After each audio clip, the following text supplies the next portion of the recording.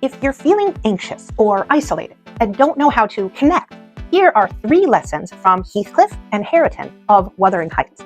With the new Wuthering Heights movie on the horizon, starring Jacob Elordi as Heathcliff, we're about to see a massive resurgence of the tortured dark hero archetype.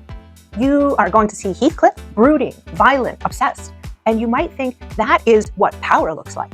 That is what love looks like. Welcome back to Good Men Explained, where we look at male heroes and legends to learn how to connect today. Look, I get it. I'm not a guy, but I've been in a guy's world my whole life, and I analyze patterns as a former Army intel officer in high-pressure sales and in the books I taught as an English teacher. I can't help but read the patterns of these men, Heathcliff and Hareton from the Wuthering Heights, an almost 180 years old book about to be a movie, and somehow it's still describing the same emotional mistakes men are making today.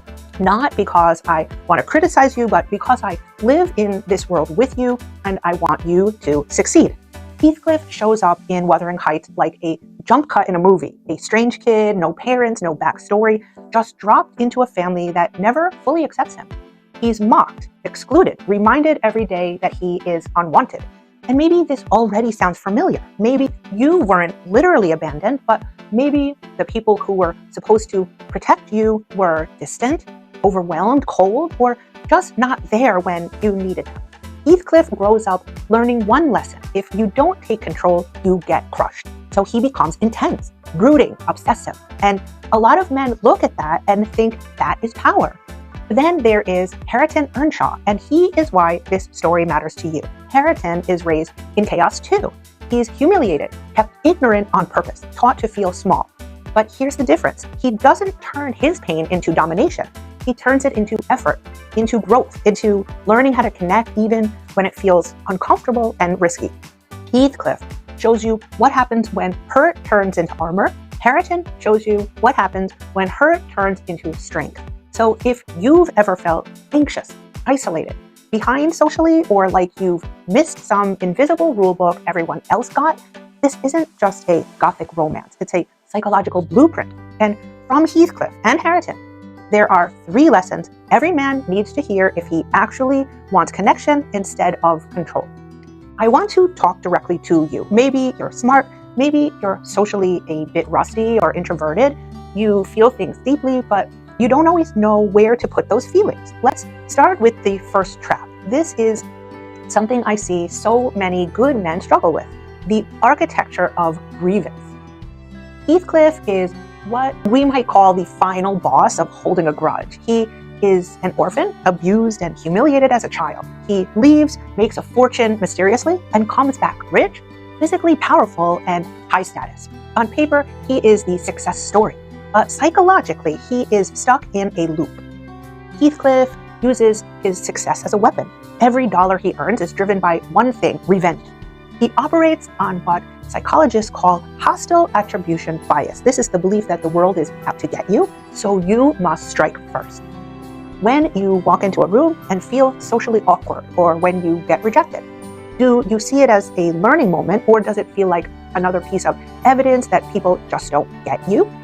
It's completely understandable why you might feel this way. When you've been hurt, anger feels like a shield.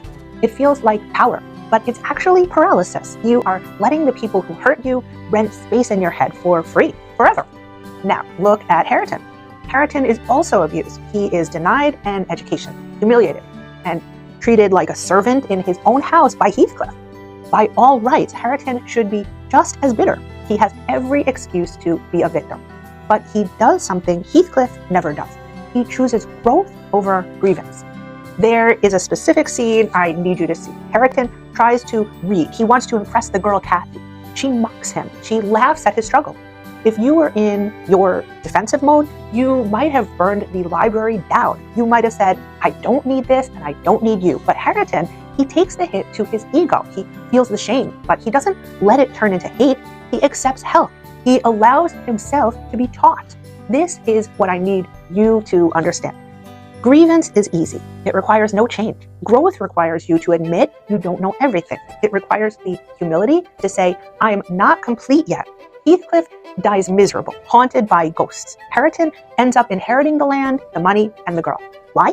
Because he didn't let his past injury define his future potential. This leads us to the second trap. This is where you might get your heart broken, and it's because of a key word you need to know: limerence. You might be lonely, and I want to validate that loneliness. It is painful and it's real. But when you are lonely and socially isolated, it's very easy to project a fantasy onto a woman. You don't see her, you see the solution to your path.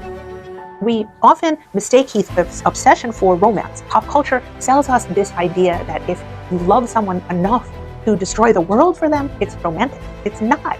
Heathcliff digs up a grave to be closer to the corpse. That is not love. That is pathology. Heathcliff doesn't want a partner, he wants possession. It is a transaction. I will possess you and you will make me whole. In the intel world, we look for signals versus noise. Heathcliff is all noise. He is screaming into the void, demanding that the universe give him what he wants. But look at Hareton. Hareton and the younger Cathy don't start with obsession. They start with conflict, which turns into curiosity, which turns into a partnership. Hareton doesn't try to own Cathy. He tries to relate to her. When she teaches him to read, he isn't doing it just to get the girl as a trophy. He is doing it to bridge the gap between their worlds. He's putting in relational effort, not transactional effort. You might think that if you become the high-value man, if you get the resources, you earn the woman. But that is the Heathcliff lie. That is the lie that keeps you lonely. Heathcliff wants a mirror to reflect his own pain. Hareton wants a window to see a different perspective. If you build a castle out of resentment and control, the only thing you will ever live with is your own echo. Hareton shows us the real high value comes from the ability to connect, to change your mind, and to view a woman as a teammate, not a trophy. This brings us to the third trap, and this one is crucial for you. This is about the armor. You learn early on that the world can be harsh. So like Heathcliff, you might construct an impenetrable persona. You try to be unflappable, the stoic, hard, unyielding man. You believe that if you show no weakness, no one can hurt you again. But here is the paradox of armor. It protects you from injury, but it also prevents you from feeling a touch. It isolates you. Heathcliff's invulnerability makes him socially and emotionally dead.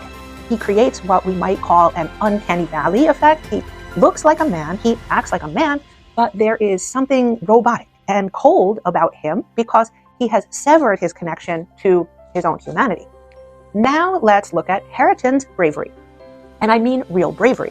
It is terrifying for a man to look stupid. It's terrifying for you to admit you don't know what to say at a party or that you don't understand a social cue.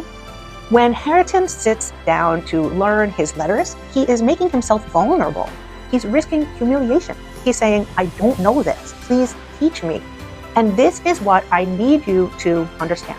Vulnerability is not weakness. Vulnerability is the only vehicle for connection.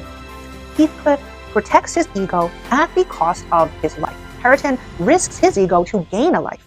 By dropping the armor, Hareton allows himself to be reshaped.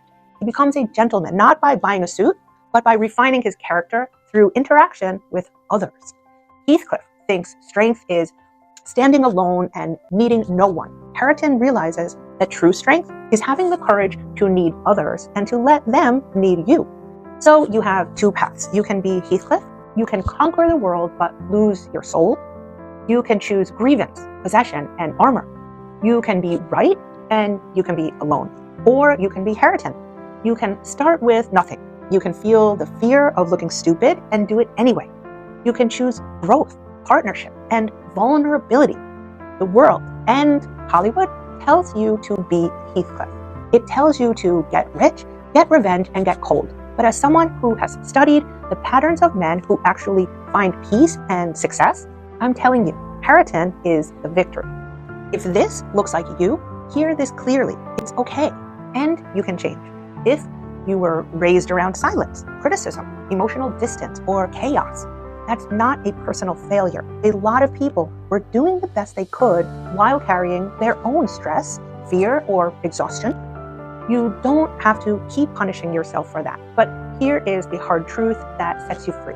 The world doesn't owe you a debt. Other people are hurting too. more than you can see. When you stop keeping score, when you forgive yourself and forgive the people who didn't know how to show up for you, the anger loosens its grip. Empathy doesn't make you weak. It actually reduces anxiety because you are no longer treating every interaction like a threat. Now, what if this approach backfires? What if someone laughs, ignores you, or says no?